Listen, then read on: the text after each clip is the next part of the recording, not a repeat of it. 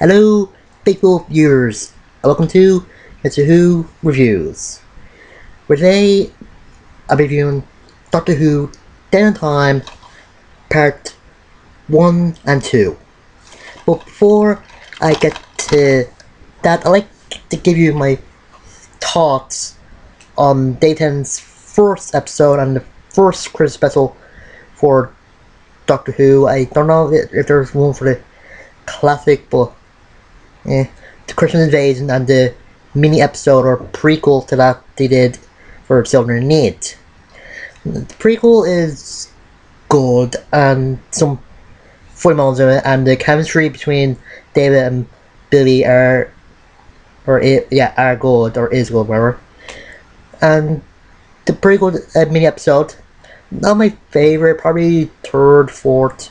Anyway, the Christmas Invasion, it seemed to slow, and the fist things that the ziggurats use, ziggurats are just not really that interesting. But and the ziggurats themselves look kind of awesome, and it's good to see Harriet Jones again and doing a running joke of her introducing herself and people already knowing her. And I don't know if it was a good thing to get Rose to act like the Doctor when they got captured by Ziggurats, but yeah. At 8:10 it was great in the episode, and this shows why he is one of the best actors that plays the Doctor. It's good. I give it a 6 or 7. Yeah, 6 or 8 out of 10. But yeah. Anyway, the end of time. This is probably the first and only episode of the new series that actually has part 1 and 2 in the episode title. And it's probably one of the first regeneration episodes where they treat the regeneration as a death than being reborn. But who knows? Anyway, to the episode. The episode begins with a narrator telling what happening in the Earth as Wilfred Mox is going through the streets and ends up in a church where he finds this woman saying that the Doctor probably will return. And then the Doctor heads to the planet of the U, where he says, "I've just been traveling since the waters of Mars," and he got married to Queen Elizabeth, which probably says that this is before the day of the Doctor, but they wasn't really canon until it came out. So, Anyway, the Doctor goes with Ook Sigma to the Elder Ood, where they tell them that the Master is coming back, and just all the problems that are going on, like time is bleeding and stuff like that. Then we get reintroduced to Lucy Saxon, who was captured by the Master's disciples to bring him back. And we get to see the scene that Russell put in the last of the Time Lord with this woman picking up the ring. He said originally he just was out there in case someone else wanted to bring the Master back. But so it's kind of a good thing that he used himself, but I don't know, it just seems padded. I don't know if I'm using the right term, but as I said. Anyway, the Doctor is late as he finds the prison where Lucy's held burned down, because as Master is being resurrected, Lucy kind of threw a monkey wrench in the gears and just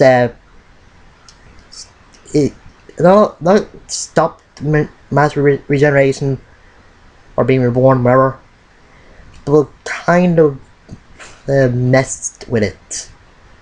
Like next time you see him, he's blonde and has a beard, but you can't really tell. Like tell a little, but just and has electrical powers. And let me say, these electrical powers make what's the name here?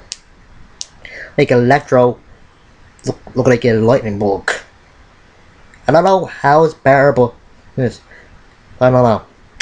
Oh yeah, and he sometimes shimmers or switches from looking human to looking like a blue Skeletor. And the Doctor actually called him that near the end of the episode. It's kind of funny. Anyway, Wilfred gets his friends to look for Doctor because he thinks the Doctor can help with the nightmares they're having with the Master laughing. And for some reason he's green. Or yellow with green, I don't know. Anyway, the Wolf finds the Doctor after he saves the Master. And they head to a coffee shop and just talking like old friends or like veterans from a war, just they both are. And then the Doctor sees Donna and finds out he's getting married again. Oh yeah, and before I tell Wilfred he's gonna die. I know people hate this scene, but I think this is something the 10th Doctor would do. He's more emotional than some of the other Doctors. Well, not really negative, but eh. And I will be doing as on a lot of times in this video, so don't be annoyed. What else? Oh yeah, near the second part of the episode, finding out that the narrator is Timothy Dalton. I know. If only we get Daniel Craig and Pierce Brosnan, I think it'd be just cool for the Bonds to be in Doctor Who. I don't know why, it just seems like it. Anyway, when the Doctor finds Master, yeah, they have a little chat. Yeah, there's gonna be a lot of talking in this episode, which makes sense. And the talking scenes are good, especially with Wilfred and the Doctor. Bernard Crimmins is just a great actor. Doesn't matter if it was with him upset, happy, silly, anything. He is just great in his episodes or episode whatever. And Johnson has said that this episode is one that can only watch once. Because if you don't know, spoilers, he turns every human into him. So technically now they're the Master Race. It just makes sense. It's kind of like one of those dreams where everybody else that you know looks like you. And with that creepy smile of his on them, it's just weird. Oh yeah, they made masks, like John Sim masks for some people, so they didn't have to do like special effects or anything. And the mask is creepy, more creepy than the ordinary John Sims. And there's a secondary villain called Joshua Nates. He's sort of a pseudo villain. Like he's the third villain. Master it's the second, and the Time Lords, yeah, they're coming back, are the big threat, or the big bad, as some people would say. And Joshua has captured Master to help him fix the gate, or the immortality gate, which he calls it. And we wondering how he got that. Originally Torchwood had it, but when they fell, he took it. And in an episode of the Sarah Jane Adventures, the Trickster has mentioned the gate. So it's kind of good that they're connecting the two spin-offs with Doctor Who, sort of like connecting them to the original universe. It's It's good. Anyway, and there's oh yeah, the woman that Wilfred was talking to comes up now and again, or well, two more times after the search. I'm just trying to get him to give the doctor a gun because he thinks I might save him or something. Yeah. Anyway, the master gets to the immortality gate. I'm wondering how he just puts his waistcoat or waist jacket or whatever off him with the electricity powers. Why didn't he do that before? If he wanted to escape, then ugh. And as I said, he turns the humans into him and blah blah blah. And that's the end of the fourth part with Timothy Dalton, or Rassilon, as you soon find out in the second episode that who he is, saying that the Time Lord will turn in that. And now for the second part. In this, we see the day before the Time War ended, and Rassilon seeing, or just say, hearing what's happening on Earth by a soothsayer. Why the hell would beings that can see through time need a soothsayer? It makes no sense. And we also find out that the sound the master has been hearing is his heartbeats. Like, the first part we find out that the noise is actually real. Master isn't imagining it or anything. But here we find out it's heartbeats. So really, he just hearing his two heartbeats. And they kind of spoiled this in the next time trailer. So it's so stupid. What were you taking, Russell? What? And yes, there's gonna be some more stupid moments in this. Oh yeah, I forgot to mention that in the first part we get introduced to the Zim Bossy, who kind of like a Balak Paplapa, if I'm saying that wrong, sorry, from Voice of the Damned, except they're tall and green, and they'll have some like parts in them. And they're just there to save the Doctor and just get him on their ship and fly there. Sort of like side characters. So, yeah. Anyway, more talking scenes, and then Donna rings Wilfred, and she's been tripping after her fiance and mother had turned into the Master, and she's still tripping while the Master people are chasing her. And when she sees the image of the Doctor, she just releases this background energy or something to does something now, and then she faints. What the hell? So the Doctor said that if she ever remembers him, she'll die. And when she sees an image of him, she just releases this sealed thing and faints. Why? Why would you do that? Just... Anyway, the Vin Bosses save the Doctor by going by knocking the Master out and going down some stairs. Fun fact, they suffered some back injuries by being in a play Hamlet, I think. And he's strapped to this chair and they had to get him down the stairs. I say that would have hurt his back a lot, but you don't really know. Anyway, they get the Bosses beating him onto the ships, and the Doctor destroys the power of the ship because he thinks the Master might attack them. And then, the master isn't gonna attack, and the female bossy just calls him an idiot. Ugh. She's unlikable. I just don't like her. Not like the character. Ugh.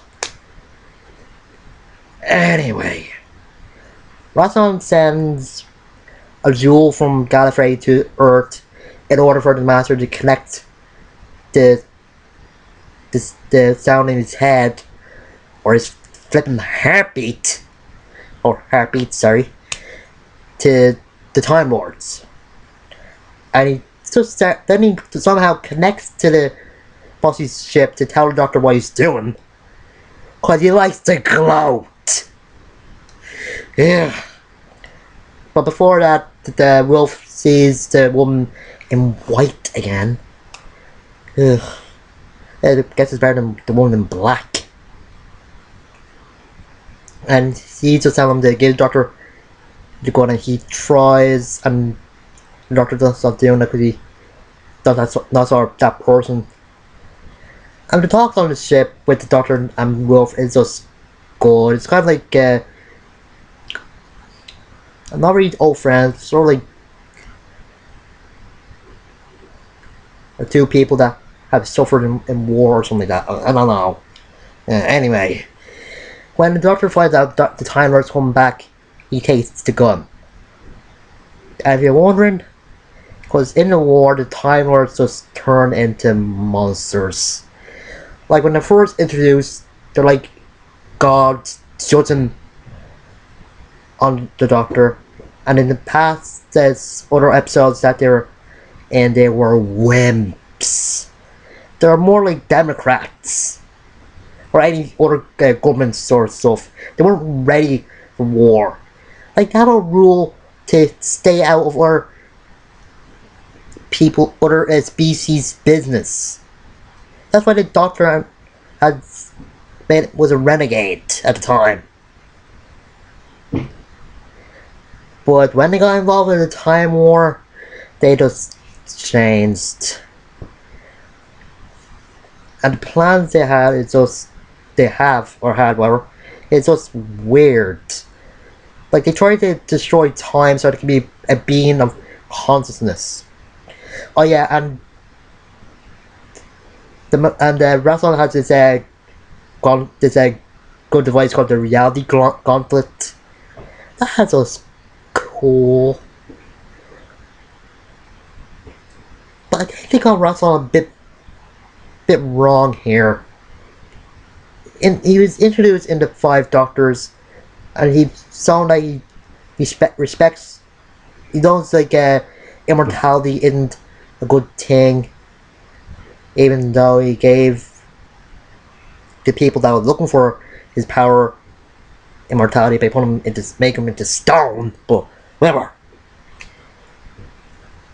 Anyway, the Doctor gets the Bossy ship working again and flies it to wherever the Master is. I can't remember where, and does free falling to the ceiling and just breaking windows or window whatever. And when the Doctor is deciding whether or not to shoot either the Master or Rassilon, it's a kind of a good scene. And when we see the woman that Wolf's talking to, it just seems kind of weird if you don't know who it is.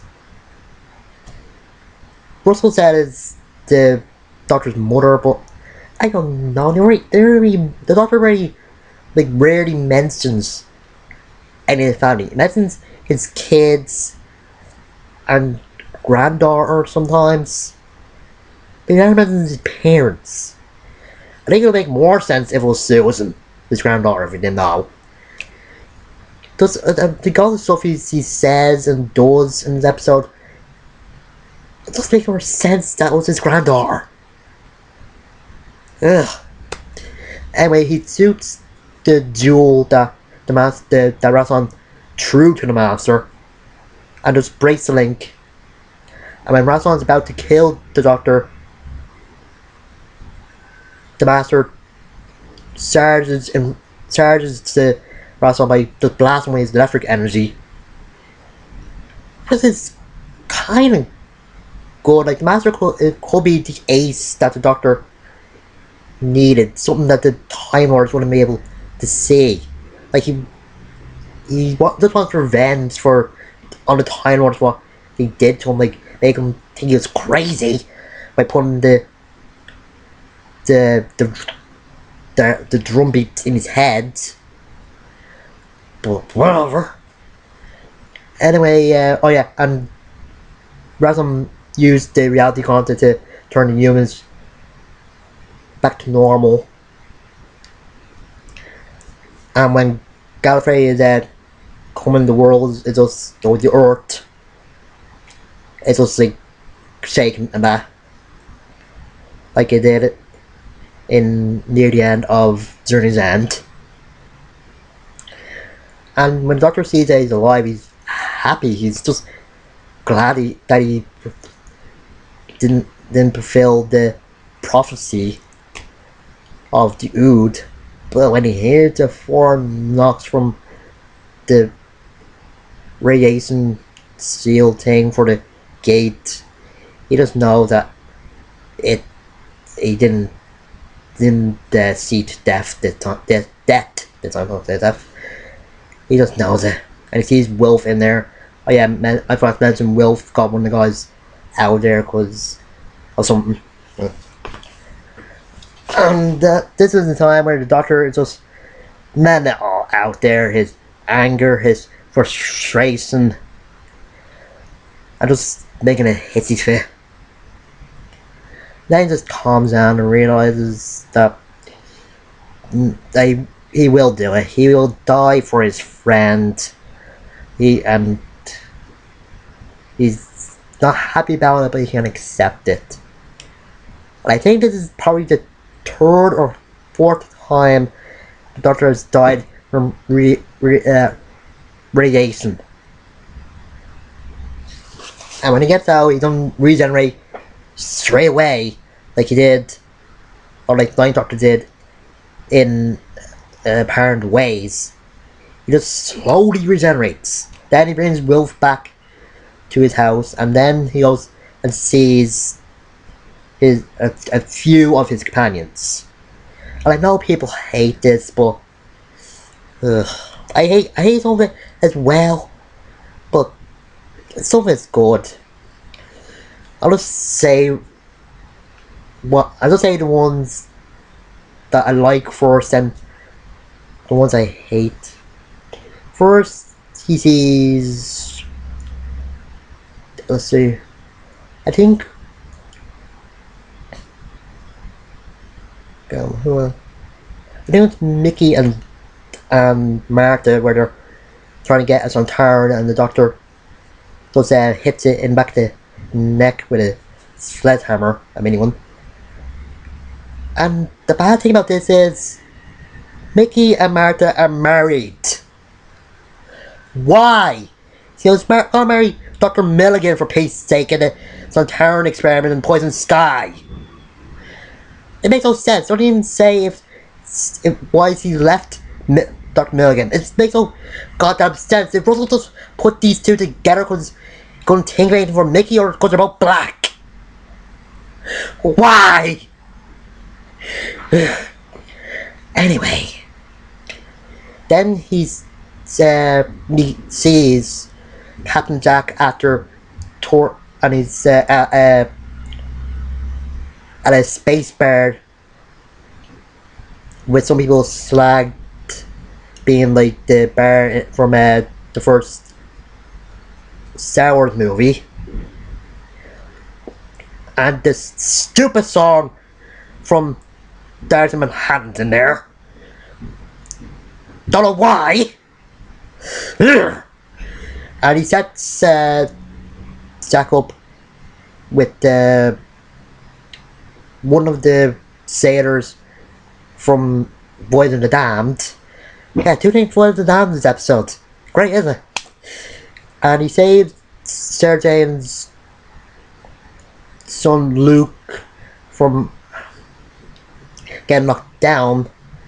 And Russell T Davies has said that it's kind of a joke since they always slagging the people from the Saturday Adventures not looking both ways from across the street while filming the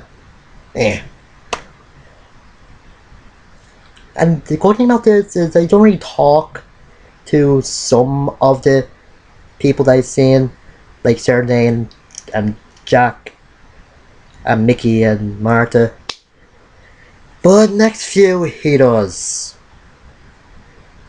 He sees meets a descendant of John Redfern from Family of Blood and the human episode, and just asked if John was happy, and it turns out that John kept the book that John Smith wrote, and her descendant made it into a novel.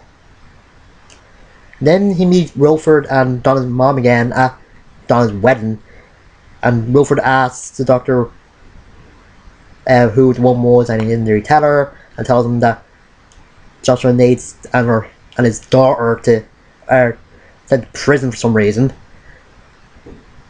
and he gives Wolf a present for Donna, which is a lottery ticket, which it's got to be the right numbers. And then they go way back to 2005, like New Year's 2005, and the doctor sees not Donna, Rose, and they just start talking, and Rose just thinks he's drunk, but he can't remember what year it is. And then the doctor just walks in the snow like he's limping or something, and the Ood comes, I think maybe Ood Sigma, and says he'll sing him to sleep, or they'll sing him to sleep, whatever. And he goes into the TARDIS as Ood Sigma says, this song might be ending, but the story will never end. Never ending story. La, la, la, la, la. Well, I like the song, I like the lines. Yeah. Anyway, he goes into the TARDIS and looks like he's about to regenerate. He says lines that a lot of people don't like, but come on, it could have been worse. He did 2 takes of this. One when he's more whiny and one when he's more brave. I think this one is just better. And then he regenerates and just destroys the TARDIS. I don't know why this didn't happen to the 9th Doctor or any other doctors that regenerated. Like, I thought that suck up the time vortex might make more damage than absorbing radiation. But and then Matt Smith comes around acting acting crazy, just taking his hair, his nose, everything, and just enjoying the crash, and just saying his famous catchphrase, Geronimo. A lot of people don't like this episode, probably because there's a lot of bad moments in this, and some characters are out of character. But I don't really know. Like, the first part had some good stuff in it. The second part had a lot of bad things, some stupid things. So many stupid things. I don't even think Somlon. Let's see who else. Michael Bay or James Cameron could put in. But there's also some good stuff. As I said, a lot of good acting. The music is always beautiful. You just see at the end, and I know some people think the music that is played when the 11th Doctor is regenerating is more subtle than the music that's going on when the 10th Doctor regenerates. But I think they're both good. it's just it's, it's just very good. And I was just wondering why I chose the 10th Doctor seasons to review first, then the 9th. The 10th Doctor is the Doctor that got me to like the show. It got me into it. He is my favorite of the new series and favorite of Doctor Who overall. He was funny, he was angry, he was a little bit scary sometimes. He was just great. Dave Tennant took this role and gave it his all. In every episode, in I think in every audiobook, in everything he does, he was a great doctor and he'll never be forgotten.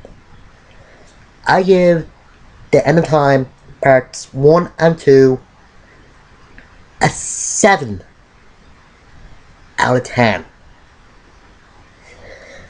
Now, I'll be taking a break from reviewing the newer Doctor Who. I'll probably just be reviewing like box sets or something from the classic series. But next time I'll be reviewing Doctor Who TV movie. And if you don't see me with my hat because it was done a few years ago, well, either last year or 2013. Yeah, I think it's last year. And I haven't really got the hat then, and just are old, and I wanted to put it out, but I just keep on forgetting. But I'll try not to this time. And until that time, I'm Mr. Who, and I'll see you later. Allons-y.